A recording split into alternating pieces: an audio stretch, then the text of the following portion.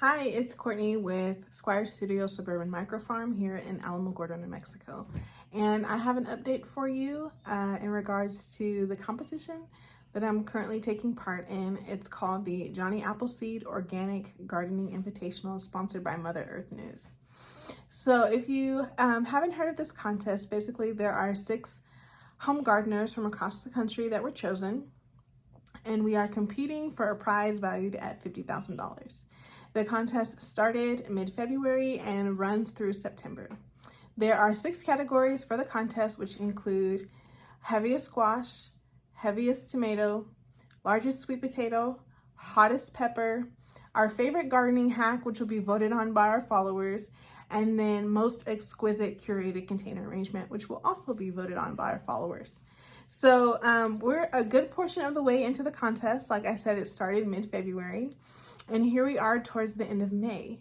So I wanted to give you guys an update as far as how everything is doing, what stage everything is in, and then what my plans are for the upcoming week. So we're just gonna go through each category, and I'm gonna show you my contenders and how they're doing. And then also just kind of let you know, there's a couple of things that we're gonna go a specific direction, but things kind of aren't playing out how we originally saw them. So I'm kind of gonna pivot and go a different direction, but I'll explain all that as the video continues. Also in this video, I have some clips of when we ventured out about an hour and 20 minutes away from here to White Oaks, New Mexico, where we visited Isle of Skye Farm and Nursery. And there we met with the owner, and she gave me some tips and tricks. We had met with her before, and she was well-versed and full of knowledge in how to grow in the New Mexico area. It's very finicky growing a garden here. There's a lot of obstacles that we face that other parts of the country may not necessarily face. It gets hot here super quick. We are a zone 8A, so our winters are mild, but 2 of the obstacles that we have to deal with are crazy wind. We live at the basin of a mountain, so sometimes the wind is blowing and it kind of gets trapped here in the basin, which can cause wind burn, and some of my stuff that I currently have planted in the garden has experienced severe wind burn. So we're trying to kind of figure out what's the best way for me to be able to avoid that for my competition contenders. The second obstacle that we deal with is just high UV rays. So the sun is very intense here. The sun here in Alamogordo, New Mexico is going to be different. Even if the temperature is the same than somewhere up north. So one of the things I'm having to invest in is shade cloth, just to take precautions to make sure that my contenders for the contest will be able to thrive from now until September. Our hottest months coming up, which are July, August, and then we usually hit a monsoon season in August and September. So once we get to that point, we'll see what other precautions we need to take. So let's go ahead and take a look at these clips from when we visited Isle of Skye, and then I'll get into the competition contenders. Stay tuned.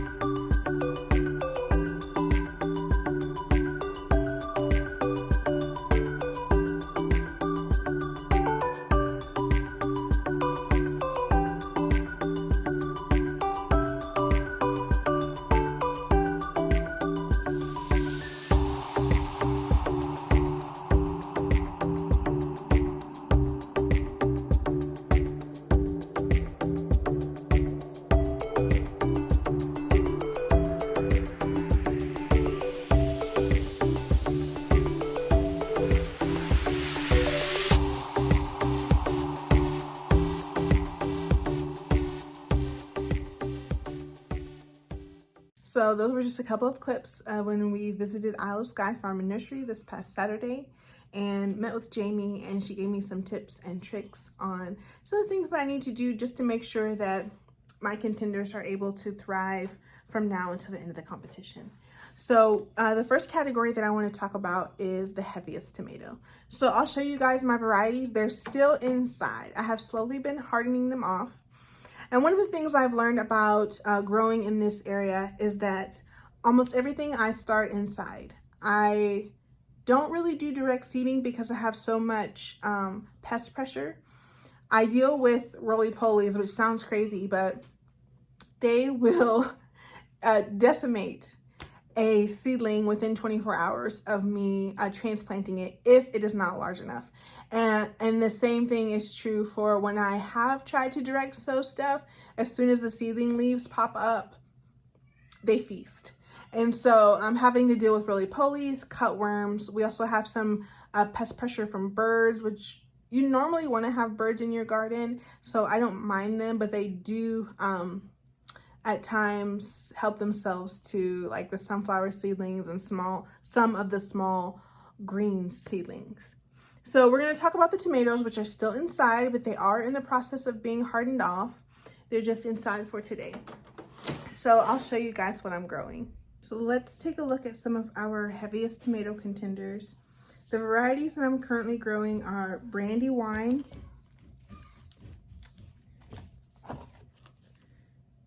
True Beefsteak, and then I think that there's one more. Brandywine, True Beefsteak. Oh, and then Cherokee Purple.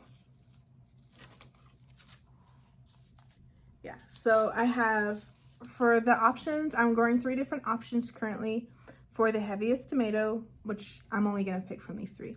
So I have Cherokee Purple, Brandywine, and True Beefsteak. These are all heirloom varieties, and they're currently up potted to these red solo cups. These were up potted on May the 2nd, and like I said, they have been slowly hardening off. I've been taking them outside to harden off for a few hours, and this is one of the reasons why it's taking a little bit of time to get these planted into the ground. The winds have been pretty strong and the UV rays pretty intense, and so a lot of my tomato plants, or a few of them, have like this wind burn and kind of like crispy leaf that they're dealing with. So we did install some shade cloth over the area where I'm going to plant some of these, and then this coming week we'll be installing more shade cloth. But as you can see, this is about the size that they are, and when I get ready to put them in the ground, I am going to pull off these bottom leaves and then transplant them deep. That'll be the best way to ensure that my tomato plants remain sturdy once they're outside. This one is a Brandywine tomato. The one I just showed you was one of the Cherokee Purple. And you can see it's also experiencing some of the crispy leaf from its hardening off process, just being exposed to the high winds and the hot sun. And even for being outside 1 to 2 hours a day, it's getting there. But this is how the root mass looks at the bottom.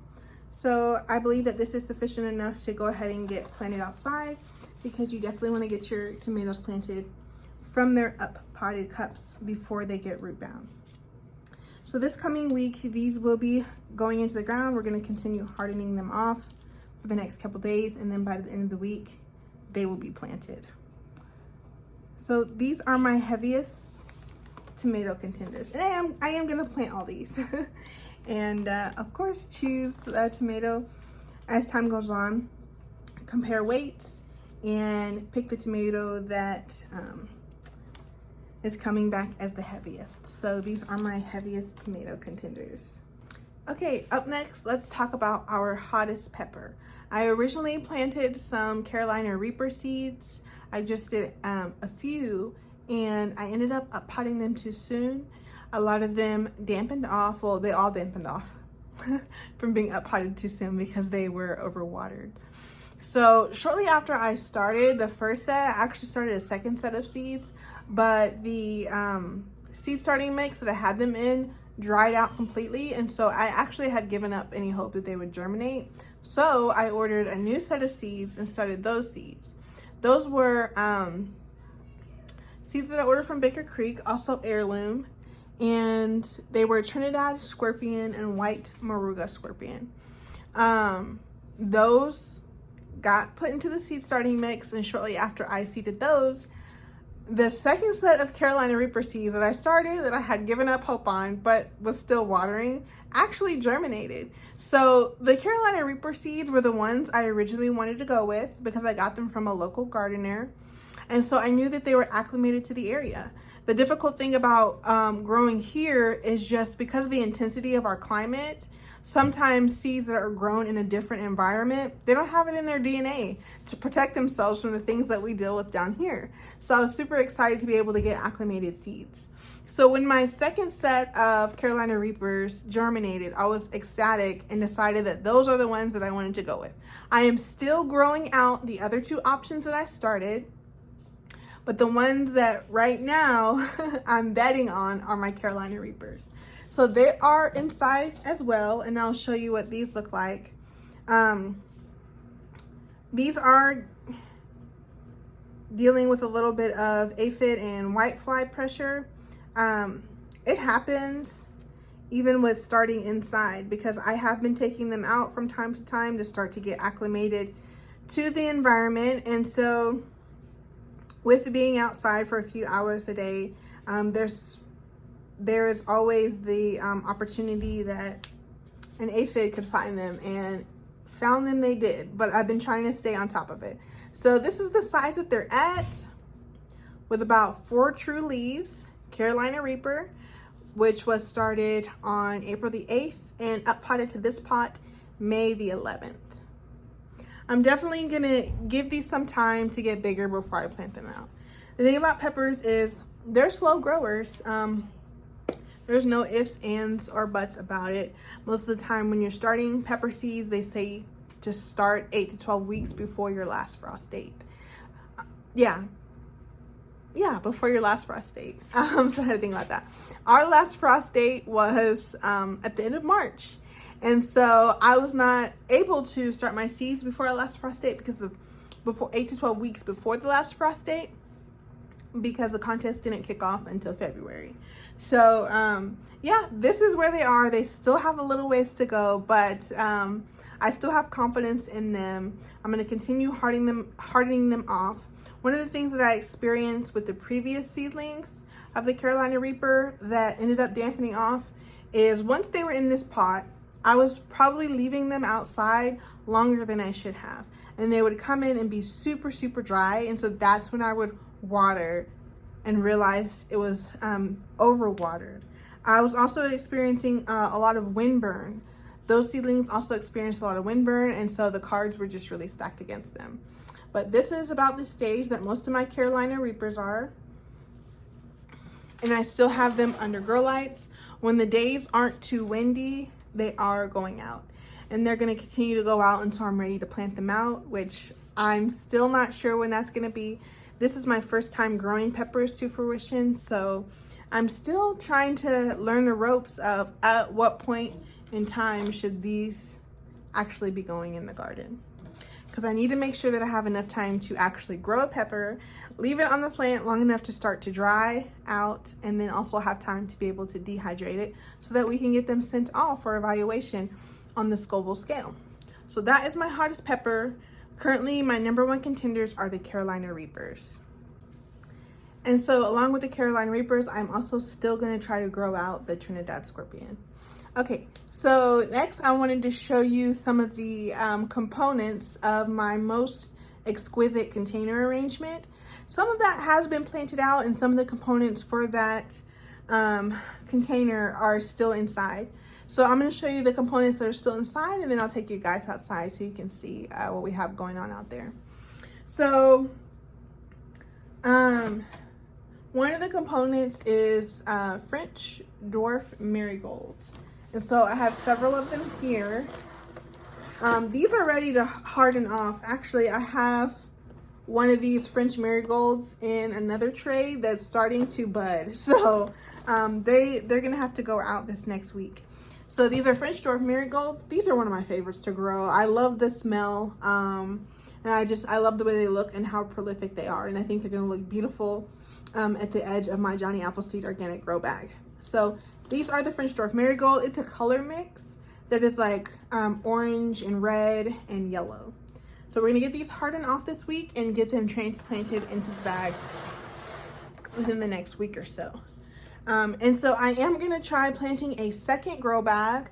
I know all the components that I wanna put in my first bag, but I'm going to also plant up a second bag to have for insurance. So in this tray is something that I decided a while back to put in the container arrangement, and that is lemon basil. I love the look and I love the smell of lemon basil, and what I'm picking to grow in the grow bag is based off of like flower arranging principles. You want to have a focal flower, which is going to be my gladiolas. You want to have an accent flower, which is going to be my marigolds. You want to have some greenery, which is going to be my lemon balm. And then you want to have like a tall element, which was going to be my nasturtiums, but I'll show you guys how those are doing in just a little bit. So I have my trellis in my grow bag, which is what I was originally growing the nasturtium up.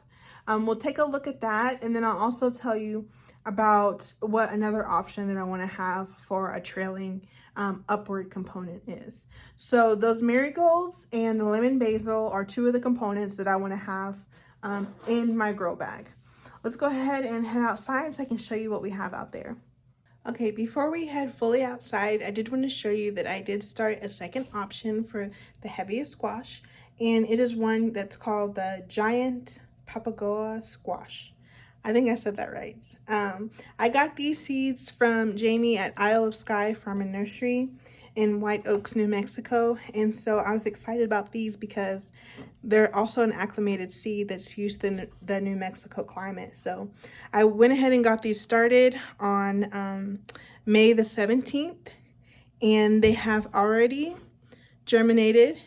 And I will be uppotting them within the next couple days, because the thing about these giant squashes is they're not going to last very long in these tiny egg carton cells. So that was one of the options for largest squash, and then I'll take you guys outside and show you what I have growing out there for my largest squash contender.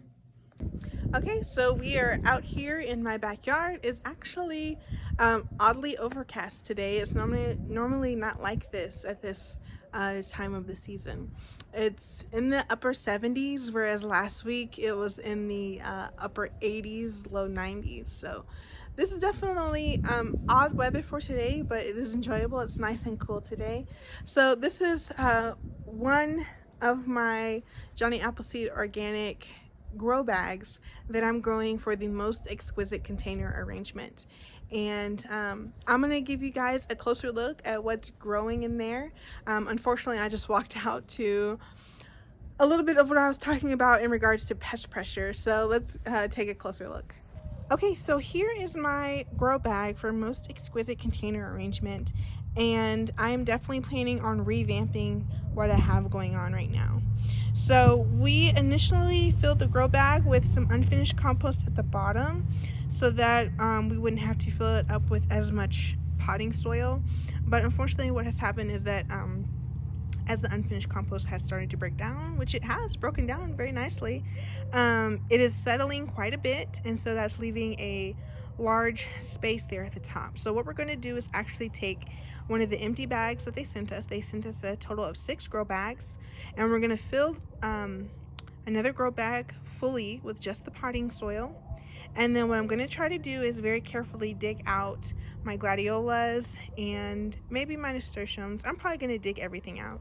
I'm going to give everything a good drink this evening, and then try digging it out tomorrow evening to try to transplant into a new grow bag that is all the way full of potting soil. So what I have in here are some red gladiolas here, which they're still a good ways away from blooming. Usually they'll grow 5 leaves, before they send up their bloom stalk, so they still have a little while. I have Nasturtium here, which I originally wanted to grow up the bamboo trellis, but Nasturtium actually has a difficult time in the heat.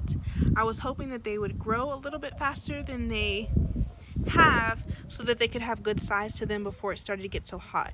So a lot of this is actually heat and wind damage that it is experiencing. So I have the Nasturtium here. I am going to try to transplant those. And then this is what I was talking about in regards to pest pressure. The roly-polies like to come to the base of plants and just kind of nibble and gnaw until the plant is keeled over. And so I've experienced this quite a bit in my garden, and it looks like they may have found their way to this grow bag, or it could potentially be an overwatering issue. So this zinnia, I might try to see if it'll root in water, but we'll see. And then this one's still doing okay. And then this one's doing okay too. These are polar bear zinnias. They grow, they take about 9 weeks to flower. So I probably will start another round and see how it does. I do have some Giants of California already seeded, so I might end up having to use those instead. The only thing is I'm nervous that they may be a little bit too tall for the grow bag, but they also may look nice kind of staked to the bamboo trellis. So you can see a little bit of heat damage on this Nasturtium, and these haven't flowered yet, surprisingly. So we haven't got any flowers on those. I wanted to do like a red, orange, and yellow with pops of white color scheme, and put the marigolds here towards the front, and then put the lemon basil throughout.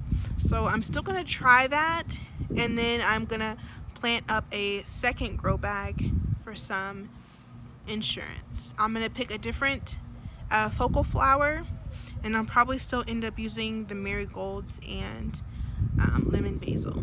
But this is how my container arrangement is going. I'm gonna get it transplanted and the other components planted out within the next week or so.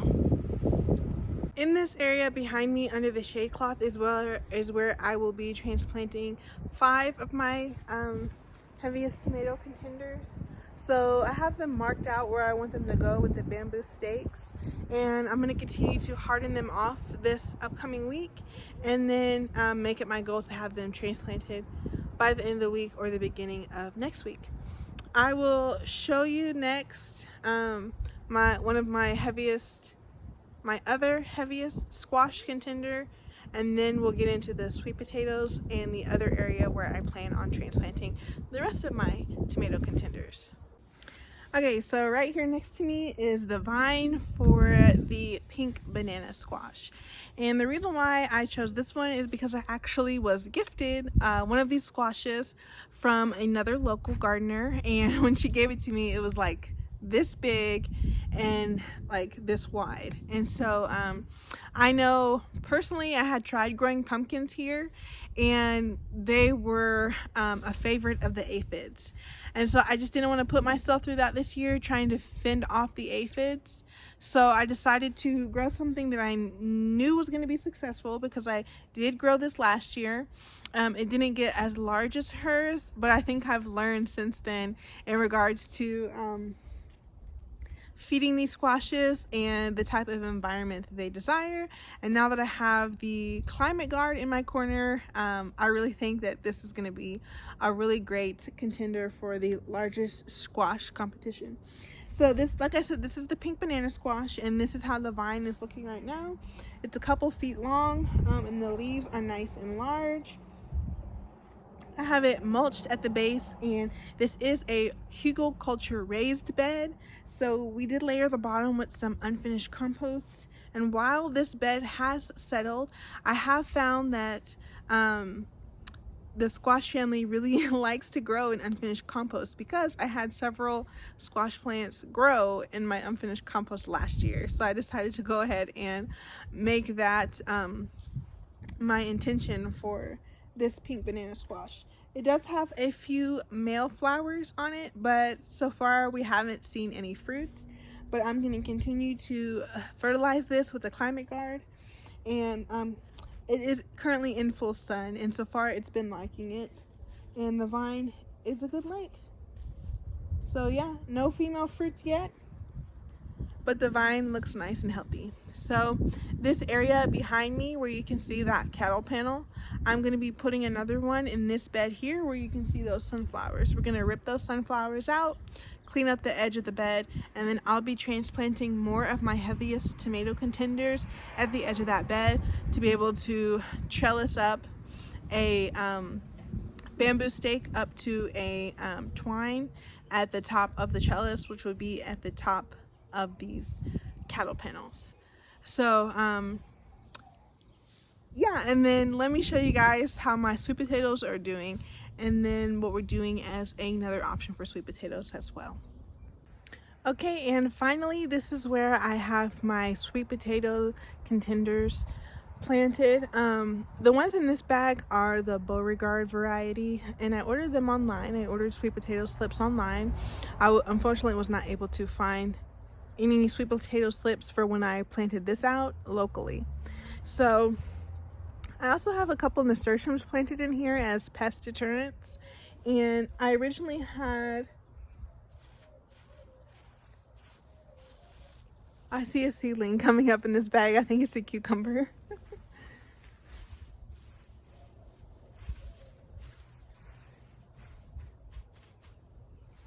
That's so funny because I had planted some cucumbers in here, cucumber seeds, and then gave up on them and then transplanted my sweet potato slips in here. And the cucumber seedling is coming up. Now I'm kind of like torn as to whether or not I should let it live. Because the first few weeks in this bag, the sweet potato slips had a hard time. They're in this microclimate in my yard that has this cinder block wall because I'm like, sweet potatoes, it's a summer crop. They love hot weather. Not necessarily when they're this small. So this past week, we actually moved it away from the wall and off of these rocks because it was just retaining way too much heat. So I have to say that has been beneficial for them. They're starting to green up. They were a little bit crispy and a little bit yellow, but they're starting to get some new growth on them. So that is great to see. Originally, I think I had like 4 or 5 slips in here, and there are 3 remaining. So that's what I have in here. And then I also got some sweet potato slips from Isle of Skye Farm and Nursery, which is in White Oaks, New Mexico, that I was telling you guys about earlier.